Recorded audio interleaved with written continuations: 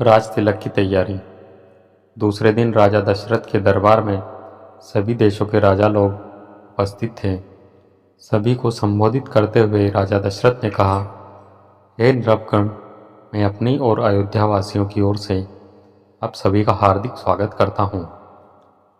आपको ज्ञात ही होगा कि अयोध्या नगरी में अनेक पीढ़ियों से इक्ष्वाकु वंश का शासन चलता आ रहा है। इस परंपरा को निर्वाह करते हुए मैं अयोध्या का शासन भार अपने सभी प्रकार से योग्य, वीर, पराक्रमी, मेधावी, धर्मपरायण और नीति निपुण ज्येष्ठ पुत्र राम को सौंपना चाहता हूँ। अपने शासनकाल में मैंने अपनी प्रजा को हर प्रकार से सुखी और संपन्न बनाने का प्रयास किया है। अब मैं वृद्ध हो गया हूँ और इसी कारण से मैं प्रजा के कल्याण के लिए अधिक सक्रिय रूप से कार्य करने में स्वयं को असमर्थ पा रहा हूँ। मुझे विश्वास है कि राम अपने कौशल और बुद्धिमत्ता से प्रजा को मुझसे भी अधिक सुखी रख सकेगा। अपने इस विचार को कार्यान्वित करने के लिए मेरे राज्य के ब्राह्मणों, विद्वानों एवं नीतिज्ञों से अनुमति ले ली है। वे सभी मेरे इस विचार से सहमत हैं और उन्हें विश्वास है कि राम शत्रुओं के आक्रमणों से भी देश की रक्षा करने में सक्षम है। राम ने राजत्व के सभी गुण विद्यमान हैं। उनकी दृष्टि में राम अयोध्या का ही नहीं वरन तीनों लोकों का राजा होने की भी योग्यता रखता है। इस राज्य के लिए आप लोगों की सम्मति भी अत्यंत महत्वपूर्ण है।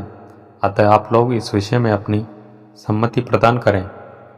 महाराज दशरथ के इस प्रकार के कहने पर वहां पर उपस्थित सभी राजाओं ने प्रसन्नतापूर्वक राम के राज तिलक के लिए अपनी सम्मति दे दी।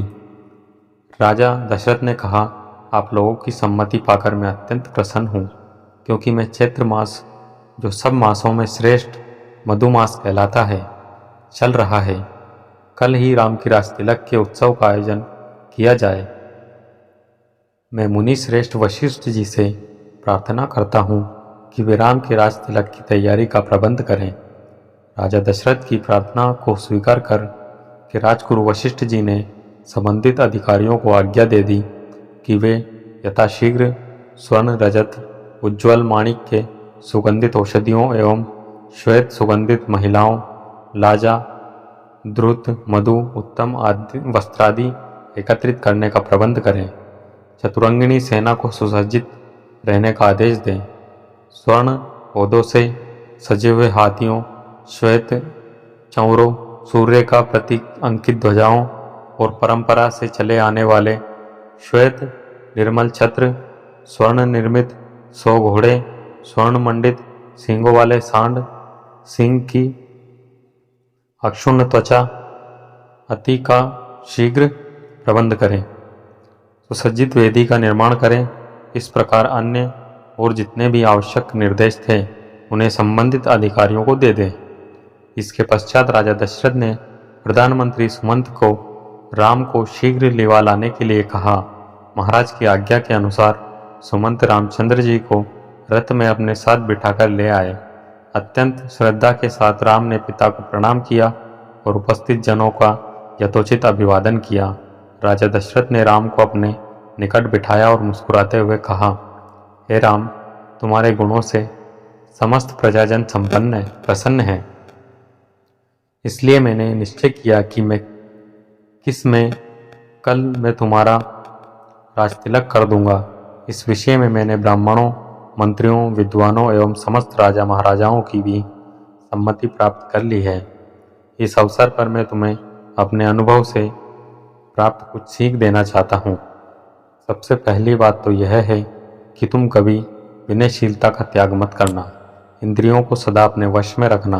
अपने मंत्रियों के हृदय में उठने वाले विचारों को प्रत्यक्ष रूप से जानने और समझने का प्रयास करना।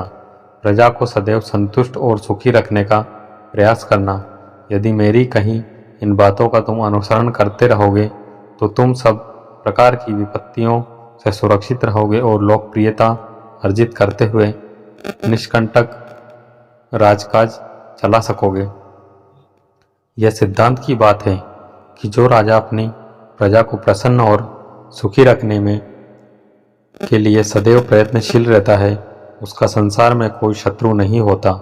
यदि कोई व्यक्ति स्वार्थवश उसका अनिष्ट करना भी चाहे तो भी वह अपने उद्देश्य में सफलता नहीं प्राप्त कर सकता, क्योंकि ऐसे राजा को अपनी प्रजा एवं मंत्रियों का हार्दिक समर्थन प्राप्त होता है। पिता से यह उपयोगी शिक्षा प्राप्त करके राम ने स्वयं को धन्य माना और उन्होंने अपने पिता को आश्वासन दिया कि वे अरक्षस इन बातों का पालन करेंगे।